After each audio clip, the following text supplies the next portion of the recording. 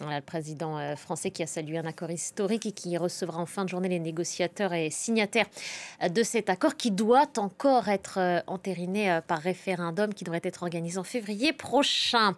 On continue d'en parler et d'essayer de comprendre les enjeux de cet engagement qui est un engagement pour l'heure avec vous, David Delos. Merci d'être là, David. Qu'est-ce qui rend ce texte historique? Il est historique parce que pendant 10 jours à Bougival, c'est une petite commune autour de Paris, eh bien, tous les acteurs, tous les partis politiques qui sont partie prenante dans ce dossier, eh bien, ils ont fait des concessions sur un dossier qui apparaît comme une épine dans le pied de l'État depuis des décennies. Dossier tellement complexe que finalement, ce pari de la confiance, c'est comme ça que l'Élysée surnomme cet accord, eh bien, ce pari de la confiance, il apparaît comme un objet constitutionnel non identifié.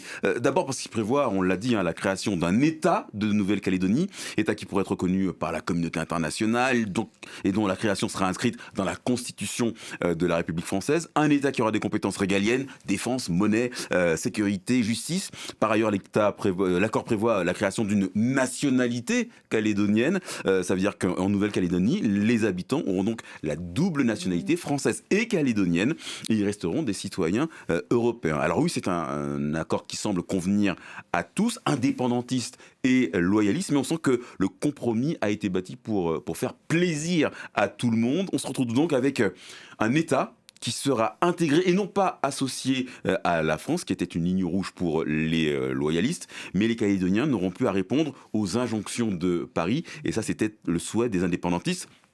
En première ligne dans ce dossier, Manuel Valls, le ministre des Outre-mer, a salué, on l'a dit, le choix du courage et de la responsabilité des forces politiques calédoniennes. Mais pour autant, ça ne boucle pas le dossier. Les formations politiques doivent encore obtenir l'adhésion de leur base. On l'a dit ça aussi.